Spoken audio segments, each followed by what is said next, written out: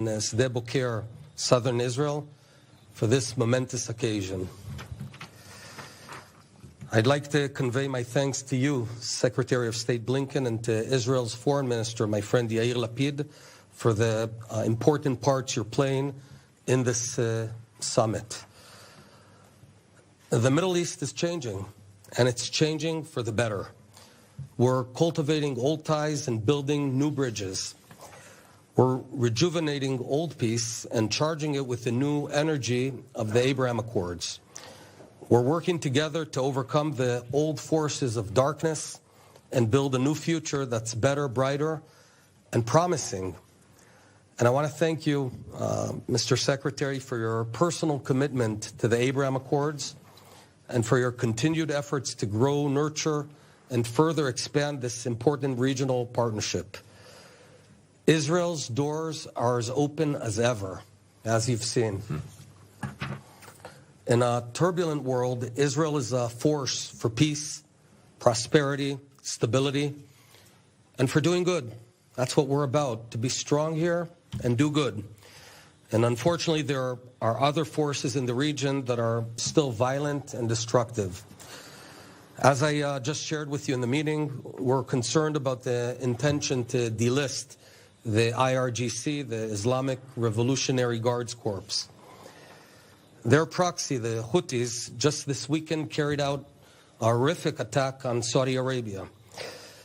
I hope the United States will hear the concerned voices from the region, Israel's and others, on this very important issue. On a different note, this week, the end of the week, the holy month of Ramadan will begin. And our government is working very hard to improve the lives of the Palestinians in the West Bank and in Gaza. Just earlier today, my cabinet approved 20,000 workers from Gaza to be able to work in Israel. We're going to be investing almost 40 million shekel in improving the crossings between Israel and Gaza Strip to allow smooth and a dignified movement between Gaza and Israel. While we can't solve everything, we can improve the lives of people on ground, and thanks to your help, this is happening. It's materializing. So even if you can't solve everything, it doesn't mean you don't do anything. As for the war in Ukraine, Israel stands firm with the people of Ukraine and is going to continue our effort to help reduce the suffering and end the bloodshed. We've already sent our top medical teams to set up the most advanced field hospital inside Ukraine on the western side. I've been reported that they've already taken care and treated over 500 patients. At this moment, at this very moment, doctors and nurses are risking their lives to save lives of those in need. I'm proud of what Israel is doing. And of course, we're doing what we can when asked to contribute to the efforts to end this war. We do this while maintaining close coordination with the United States and with our European partners. Tony, please send my gratitude to President Biden for his friendship and for keeping his promise regarding the Iron Dome, which saves lives. Israel greatly appreciates America's commitment to our security. The alliance between the United States and Israel is as strong as ever. And though we may have our differences, as friends do, it remains unbreakable. Thank you, and have a productive visit here in Israel. Well, Mr. Prime Minister, thank you so much for this really good, more than good, very productive exchange between us, which I deeply appreciate. So does my whole team. We covered a lot of ground in our discussion, and I want to highlight, if I can, a couple of the issues. But first, a point of personal privilege. It is particularly great to have our new ambassador here, Tom Nides. He's a close friend of mine, a longtime colleague. More important than that, he's a good friend to President Biden and is deeply committed to the relationship between Israel and the United States. Yeah, he's okay. Well, now, I will say, I've said this to Tom, I think we got we got the better end of the bargain because we have Mike Herzog. Right. So. There you go. Wonderful ambassadors. You know, you mentioned this, Prime Minister. Last August, when the Prime Minister visited the White House, President Biden made clear America and our administration's ironclad commitment to Israel's security. It's something we say, but it's also something that we do, and that I reaffirm today.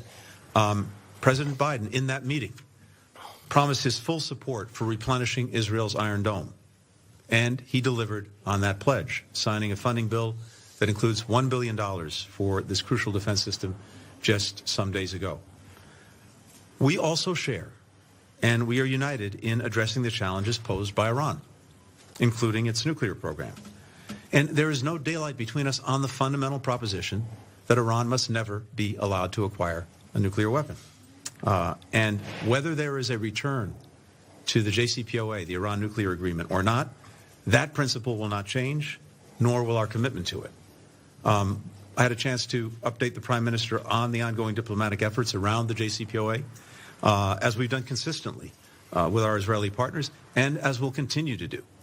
And deal or no deal, we will continue to work together and with other partners to counter Iran's destabilizing behavior in the region, as indeed we've seen most recently in the Houthi attacks against civilian infrastructure in the United Arab Emirates and in Saudi Arabia, acts of terrorism enabled by Iran.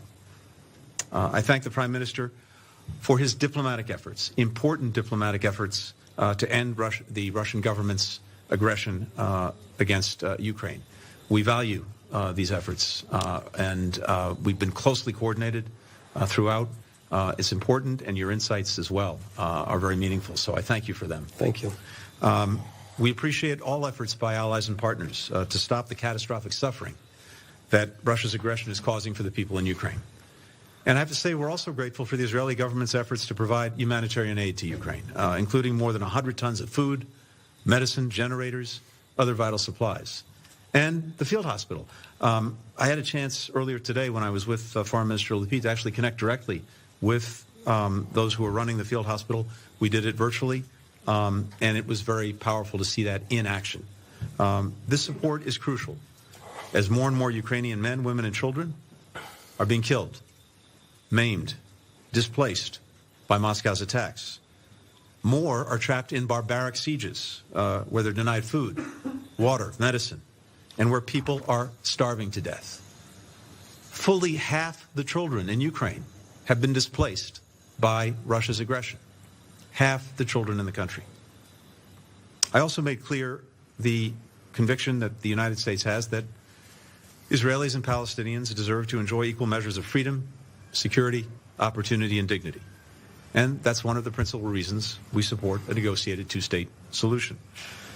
The Prime Minister and his government have made important efforts to address some of the challenges facing Palestinians, increasing Israeli water sales to Gaza, granting permits now to 20,000 people from Gaza to work in Israel, legalizing the status of thousands of Palestinians in the West Bank.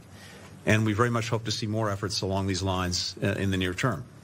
We're also encouraged to see members of the Prime Minister's cabinet meeting with Palestinian leaders, including Defense Minister Gantz, whom I'll see in a short while. Our administration is also rebuilding America's relationship with the Palestinian Authority and the Palestinian people, something I'll continue to do today in Ramallah with President Abbas and in East Jerusalem with leaders of that community's vibrant and diverse civil society. We're increasing humanitarian assistance to the Palestinian people, totaling $500 million since April 2021. Today, we also discussed ways to foster a peaceful Passover, Ramadan, and Easter across Israel and Gaza and the West Bank, particularly in Jerusalem, a city of such profound importance to Jews, to Christians, to Muslims. And that means working to prevent actions on all sides that could raise tensions, including settlement expansion, settler violence, incitement to violence, demolitions, payments to individuals convicted of terrorism, evictions of families from homes they've lived in for decades. It's a message that I'll be underscoring in all of my meetings on this trip. At the same time, we are increasing our efforts to foster partnerships between Palestinian and Israeli grassroots organizations, businesses, young people, other parts of society, through a 5-year, $250 million Nida M. Lowy Middle East Partnership for Peace Act. Right after this, in fact, I will have a chance to meet with one of the program's first grantees, a project that brings together groups in Gaza, the West Bank, and Israel to tackle the interconnected problem of water scarcity. Efforts like this will not only improve people's lives, but build relationships that can help diffuse tension and violence and ultimately lay a foundation for dialogue and for peace. Finally, as the Prime Minister said, we discussed how we can continue to build on the significant progress of the Abraham Accords and normalization, including in the summit starting this evening in the Negev.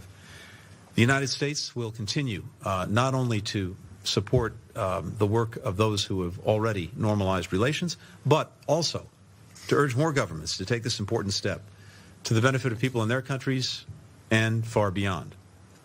Mr. Prime Minister, your recent trilateral summit with President al-Sisi and Crown Prince Mohammed bin Zayed, as well as President Herzog's visit to Turkey for meetings with President Erdogan and others, these are just the latest demonstrations of broader engagement that is made possible as normalization becomes the new normal throughout the region.